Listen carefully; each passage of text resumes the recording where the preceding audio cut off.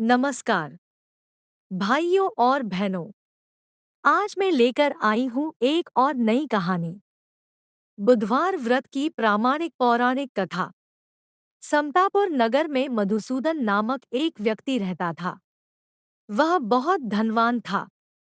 मधुसूदन का विवाह बलरामपुर नगर की सुंदर लड़की संगीता से हुआ था। एक बार मधुसूदन अपनी पत्नी को लेने बुधवार के दिन बलरामपुर गया। मधुसूदन ने पत्नी के माता-पिता से संगीता को विदा कराने के लिए कहा। माता-पिता बोले, बेटा, आज बुधवार है। बुधवार को किसी भी शुभ कार्य के लिए यात्रा नहीं करते, लेकिन मधुसूदन नहीं माना। उसने ऐसी शुभाशुभ की बातों को न मानने की बात कही। दोनों ने बैलगाड़ी से यात्रा प्रारंभ की। 2 कोस की यात्रा के बाद उसकी गाड़ी का एक पहिया टूट गया। वहां से दोनों ने पैदल ही यात्रा शुरू की। रास्ते में संगीता को प्यास लगी। मधुसूदन उसे एक पेड़ के नीचे बैठाकर जल लेने चला गया। थोड़ी देर बाद जब मधुसूदन कहीं से जल लेकर वापस आया तो वह बुरी तरह हैरान हो उठा, क्योंकि उसकी पत्नी के पास उसकी ही शक्ल सूरत का एक दूसरा व्यक्ति बैठा था। संगीता भी मधुसूदन को देखकर हैरान रह गई। वह दोनों में कोई अंतर नहीं कर पाई।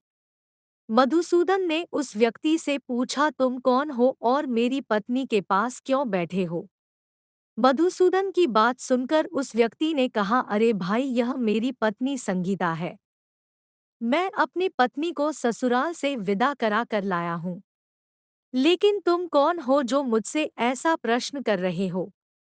मधुसूदन ने कहा, तुम जरूर कोई चोर या ठग हो। यह मेरी पत्नी संगीता है। मैं इसे पेड़ के नीचे बैठाकर जल लेने गया था। इस पर उस व्यक्ति ने कहा, अरे भाई, झूठ तो तुम बोल रहे हो। संगीता को प्यास लगने पर जल लेने तो गया था। मैंने तो जल लाकर अपनी पत्नी को पिला भी दिया है। अब तुम चुपचाप यहाँ से चलते बनो, नहीं तो किसी सिपाही को बुलाकर तुम्हें पकड़वा दूंगा। दोनों एक दूसरे से लड़ने लगे। उन्हें लड़ते देख बहुत से लोग वहां एकत्र हो गए। नगर के कुछ सिपाही भी वहां आ गए।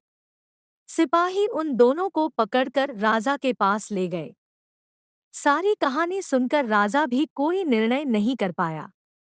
संगीता भी उन दोनों में से अपने वास्तविक पति को नहीं पहचान पा रही थी।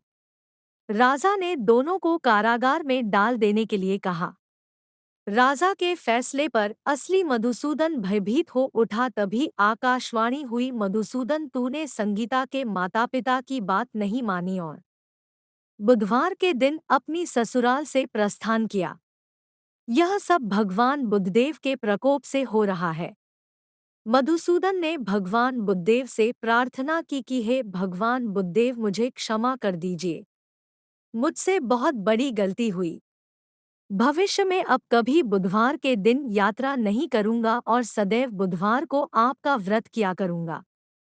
मधुसूदन के प्रार्थना करने से भगवान बुद्धदेव ने उसे क्षमा कर दिया। तभी दूसरा व्यक्ति राजा के सामने से गायब हो गया। राजा और दूसरे लोग इस चमत्कार को देख हैरान हो गए। भगवान बुद्धदेव की इस अनुकंपा से राजा ने मधुसूदन और उसकी पत्नी को सम्मानपूर्वक विदा किया। कुछ दूर चलने पर रास्ते में उन्हें बैलगाड़ी मिल गई। बैलगाड़ी का टूटा हुआ पहिया भी जुड़ा हुआ था।